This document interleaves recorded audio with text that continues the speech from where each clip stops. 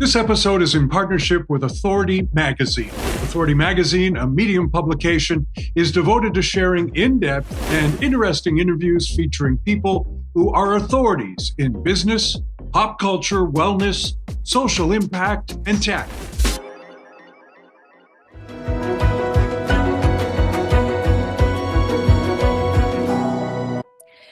Today's guest has spent 70 years in the Hollywood trenches.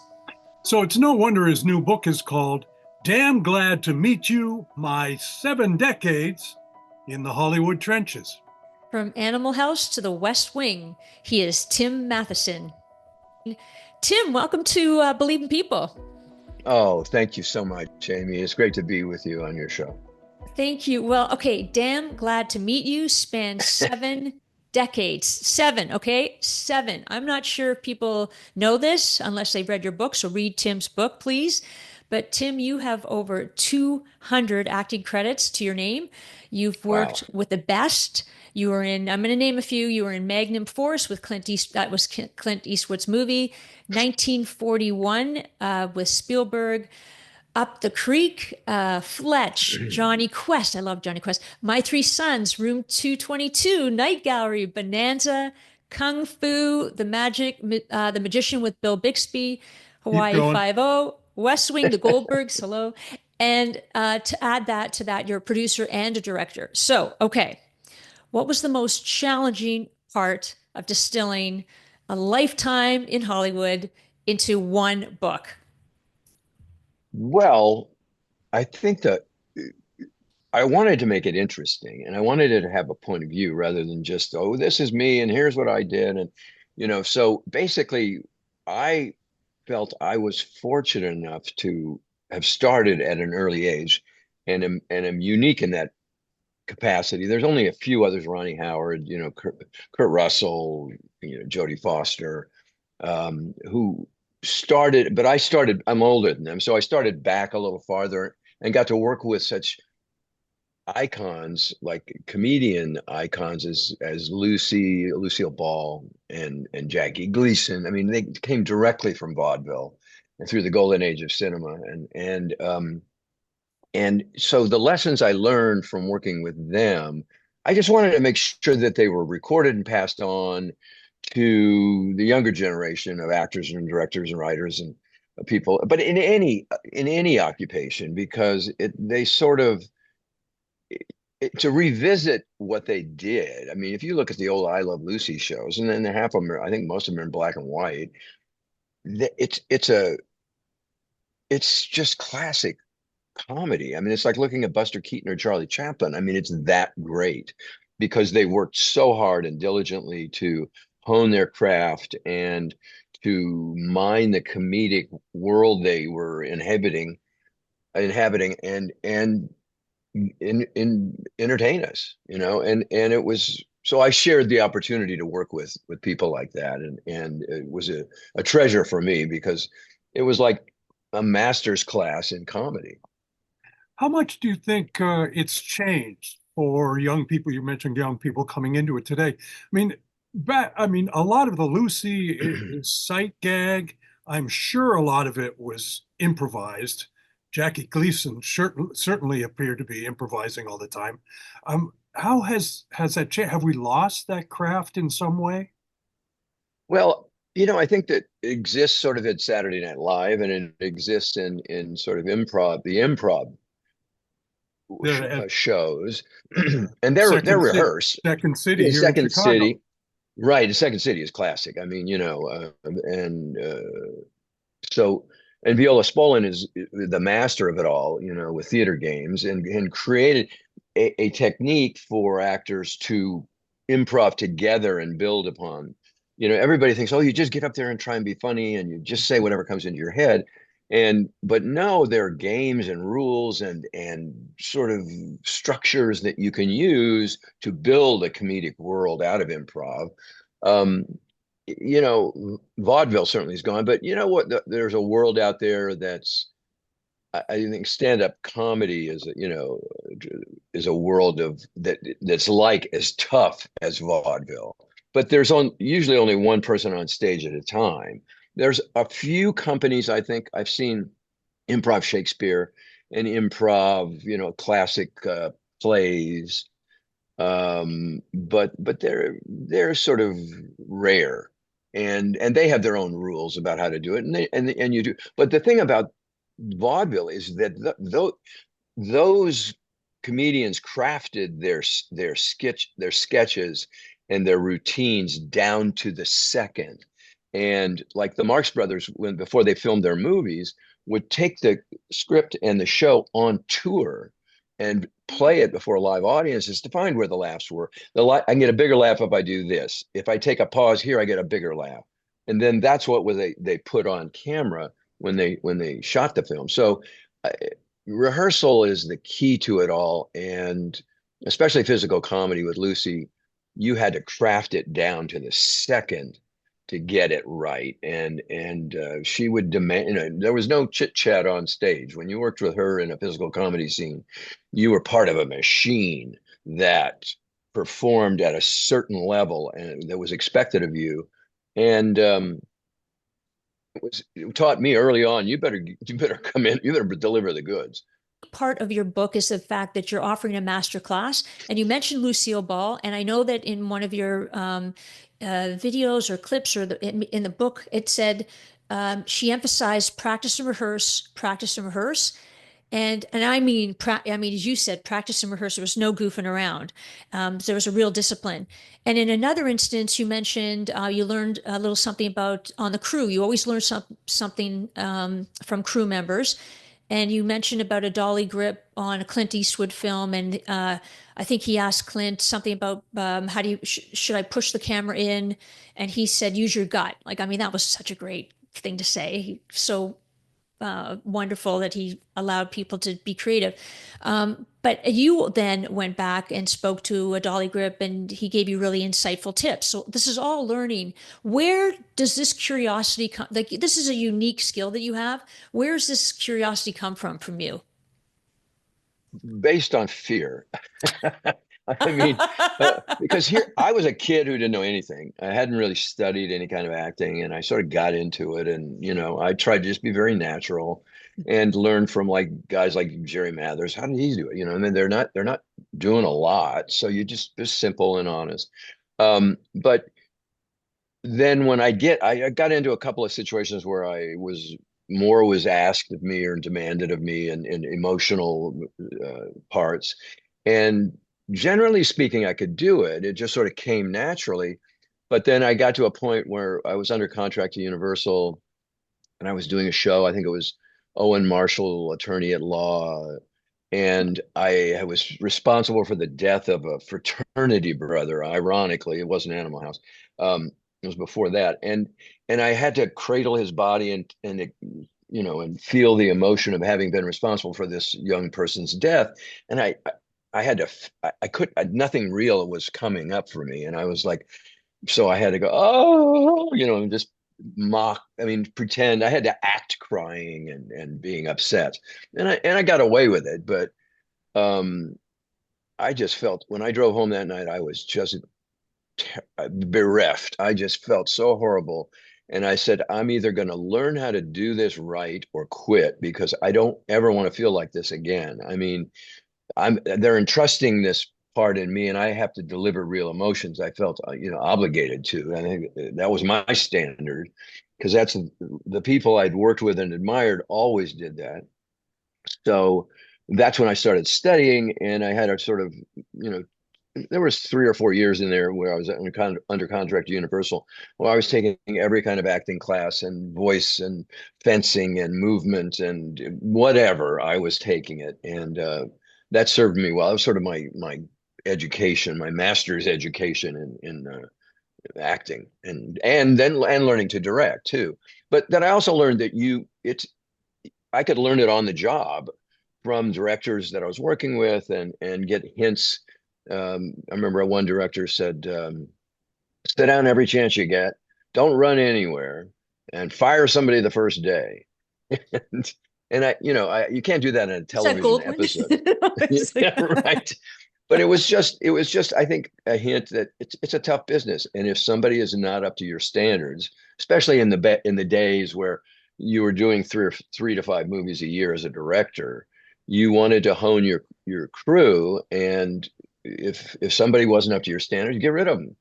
And listen, I got fired once, and it's a shock. It's a wake up call. You say that Anthony Hopkins had the lines down pat on the very first day. Any other people out there whose names you'd like to drop who became an inspiration for you? Oh my God, we'd be here all day.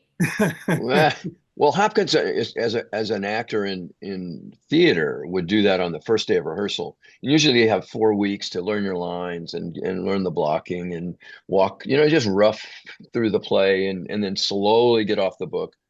But he set a standard that I emulated once I did Taming of the Shrew. I was doing it in a theater company in Austin and playing Petruchio. And so I backed into it. I said, well, I'm going to, a week before I get there, I want to make sure I'm off book. And I had 650 lines or whatever it was of iambic pentameter that I had to learn. And so I had, maybe 6 weeks. So I figured I got to learn 100 a week. That's 7 days a week I was working, or 6 days a week. And then Sunday I would review everything. So, it was like, 30 lines a day. So I would just do that. And then the next day I'd do 60. And then and I have 90 and then slowly build up. But it was a joy because by the time I got to rehearsal, I was there. I was literally ready to go on after 2 days.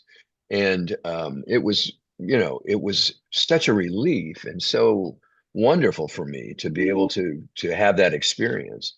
Um, and usually the same is true of film too. You want to also be there for not just the day's work, but know the work for the whole week, and so that you can oh well, in that scene I'll do this, and in this scene I'll do that, because you shoot out of order in film.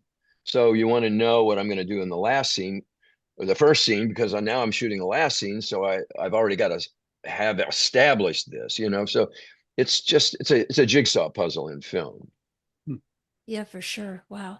And Tim, okay, so I know things have changed dramatically, but how has the industry in your mind changed the most since you started? And what's one thing that you really miss about the earlier days of Hollywood? Um, the cameras got smaller. It used to be just all done in Hollywood on a stage or on the lot, and they all had back lots. I miss back lots. I mean, the back lot is where there were streets with houses on them that would simulate a suburban neighborhood, like Leave It to Beaver or Marcus Welby's street. I think Leave It to Beaver's house and Marcus Welby's house were the same place. Um, and the Universal still has a backlot because they use it for their tours, but they also use it to shoot on. You have a New York street and you have a small town and things like that.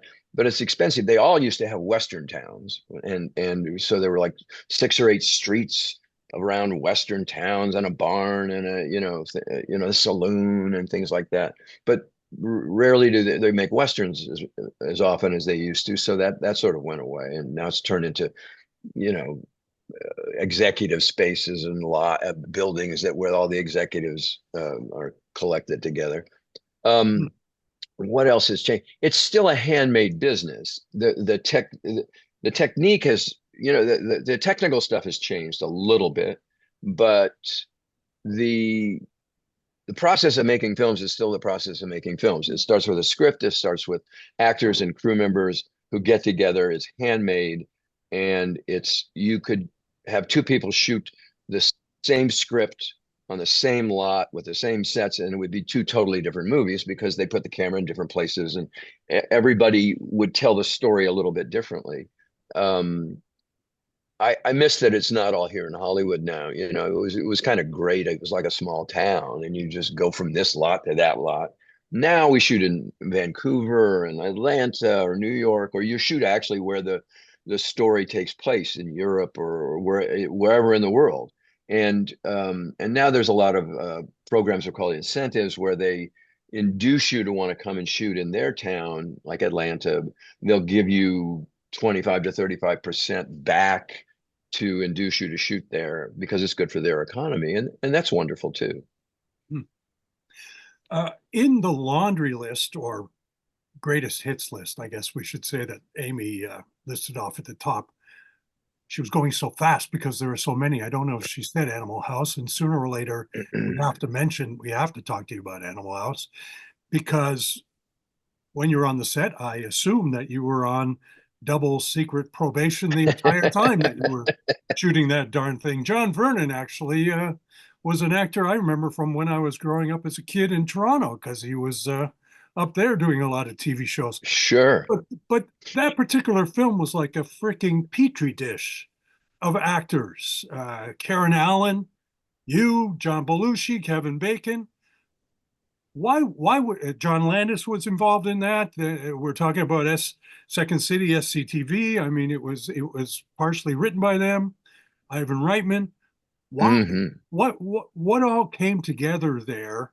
And what was it like working on that film? And can you go down the street without being called Otter? There's three questions. Well, I get a lot of "damn glad to meet you" and a few other quotes that we can't say on the air, but from the film. You know what it was was it was comedy being made by young people for young people. It was the first time that had happened. I mean, Saturday Night Live was a year old at that time, and that was sort of. But Saturday Night Live, with all due respect to Lorne Michaels, was the National Lampoon. He took the National Lampoon show, which was John Belushi, Gilda Radner, Bill Murray. Let me think who else. Harold Ramis.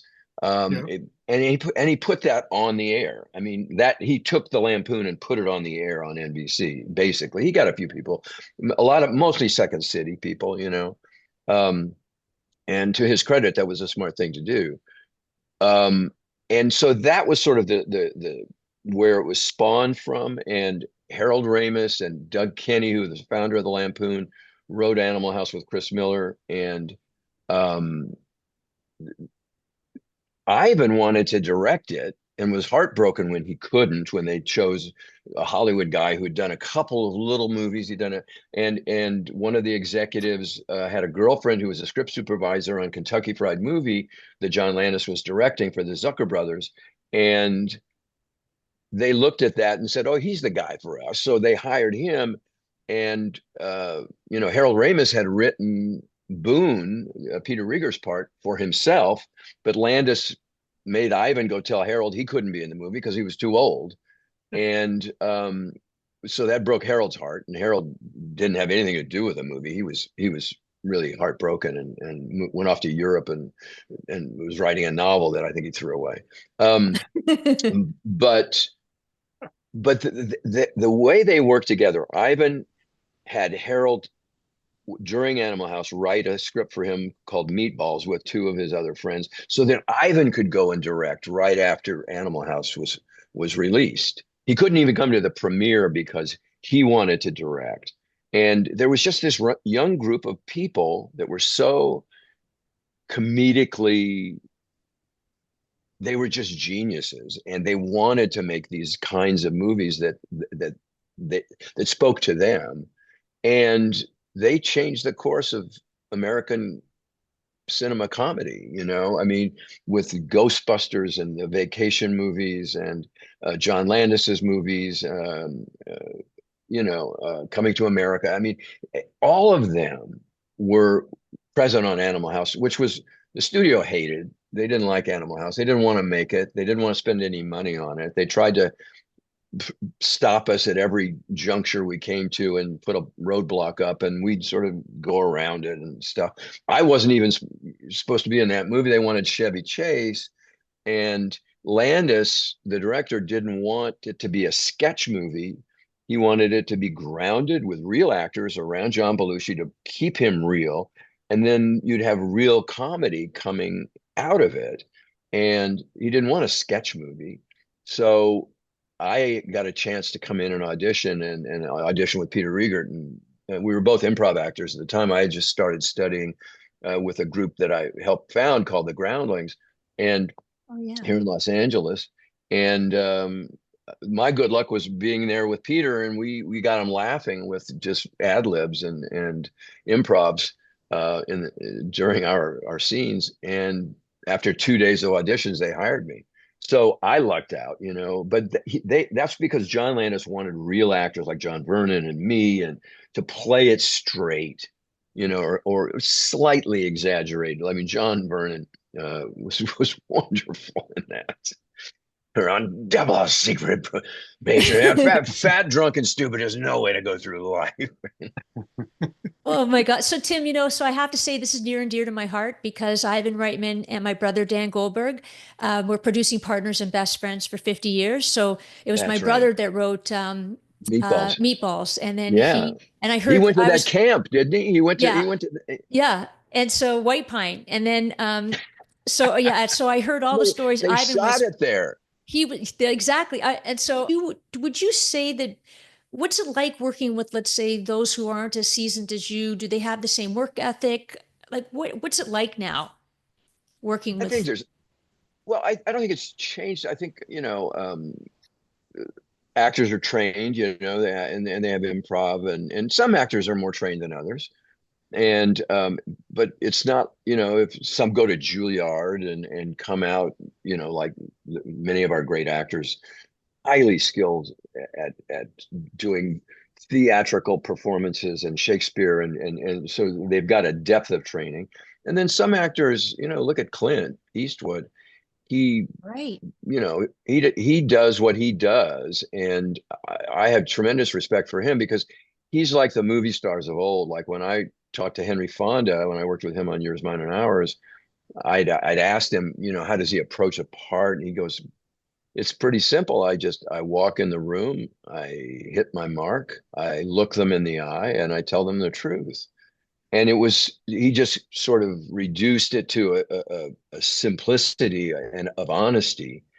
And of course, that was within the character that he constructed. I mean, he was selling himself a little short, but it was it was a technique that he crafted by being a theater actor and doing a play and a part again and again and again until you find the exact right way to do it with this audience or that audience. You find if you do this, you get a good laugh, or you get a good response. And I think that's true today. There's always actors who aren't very well trained and they don't know their lines. And, and as a director, that's always been my problem is you want people to show up. I remember when I was I was directing episodes of Cold Case with Catherine Morris, and she was wonderful every day. She was the number one on the call sheet, and she was the star of the show. She never brought the sides to the set. She always knew every line, every word, and set a standard so the guest actors would look at her and go, "Oh my God." And the West Wing was that way. It was more Shakespearean than any other show because the text was so dense and so melodic and rhythmic, and it's such great writing from Aaron Sorkin Right. that you had to say it exactly as written, or they would do it another take until you got it exactly as it was written. And it it had to be said that way because he crafted it so that there was a melody to it. And very few writers are that good. But it took a certain kind of actor. And like I'd go into work sometimes and I'd find Allison Janney there in the press conference area, the press room of the White House, running and running and running her scenes that she was going to shoot in 3 days over and over and over again. And because it was like a one act play. So that's how a dedicated actor approaches their work. And I saw it on the West Wing personally that all the actors were that way because you couldn't do a 2-page scene with walk and talk with Aaron Sorkin's text with two of us walking down the hallways of the White House, no cuts, without being rehearsed, without having thought about it and prepared it weeks in advance or days in advance. You that was a perfect segue, by the way, because I was going to ask you a question about what it's like to be the vice president. And have you got any advice for our vice president elect? And I'm not supposed to ask political questions, but I can't Well, resist. Have you survived these past few months? well, I just focus on my work, and what Aaron Sorkin said when I came into audition for John Hoynes, who was the vice president. Um, I said, what's this guy like? What's the deal? He was a senator, and he had been, I think, the head of the Senate, and he said, well, he plays a lot of golf. And I thought, oh, I got it. What he meant was he's a pro. He's a social animal. He works the rooms. Loser. He's yeah. And so that's my advice to the vice president elect, I guess, would be to play a lot of golf. Um, Yeah, but you know, but it was it was a great part for me. Oh I was yeah. sort of the bad guy for that. I wasn't ever allowed inside the inner workings of the West Wing group. That with one exception, I had an episode where John Spencer, who played Leo McGarry, was having his problems with alcohol, and he confided in me that it was an alcoholic and wanted help. And I confided in him as my character that I was a recovering alcoholic, and I had a meeting, an AA meeting in the White House that was secret, but I invited him. And that was the only time I ever had any trust given or taken from me, between me and another member. Bartlett, sort of didn't trust me, but it was a great foil for those people. No, But totally. I love that part, and it was the first time I'd been in a television series where instantaneously it was a hit, and instantaneously I couldn't walk down the street without people going, "Hoynes, Hoynes, Vice President! Oh my God, I love your show!" And it was. I haven't experienced anything quite like that with Heart of Dixie. I did with younger women, but I must say, Virgin River is one of those shows yeah. that it is just uniformly admired and loved by so many people, and the people respond, to my character as well. So I'm recognized quite a bit for that. They say, Well, "Hey, did they, Doc." they didn't run down the street saying, "Damn glad to meet you"? I'm sure they did. No, they did that too, absolutely, um, and even today, I mean, anybody around a college, anytime I'm around a college or with um, fraternity members, especially, or sorority members, they've seen Animal House. But then there are people from here and there every now and then. Well, I've never seen Animal House. So it's all. And I was a student of film, so I always looked at old movies and still do, and foreign films and any kind of movie I can find to look at and admire and learn from, because you learn. You look at Billy Wilder's movies, the variety of films the man made, and boy, it's just there's stuff I can learn from every shot he does. And the same is true of Spielberg. I mean, he's one of those chameleons he can do West Side Story, he can do Jaws, he can do E.T. in 1941, and I mean and he's always setting the bar higher and trying a different challenge when he makes a movie, that he tries something he has never done before, which I Yeah. find admirable and just and very brave. And Tim, wow, time flies. And before we ask our last question, I just want to ask you one more question. Any role that you want to play that you haven't yet? Um, I yeah, I would love to play more classical stuff. I mean, I look at there's a big hit movie out now, Gladiator. Two, Yeah. and I'd love to be in something like that. I think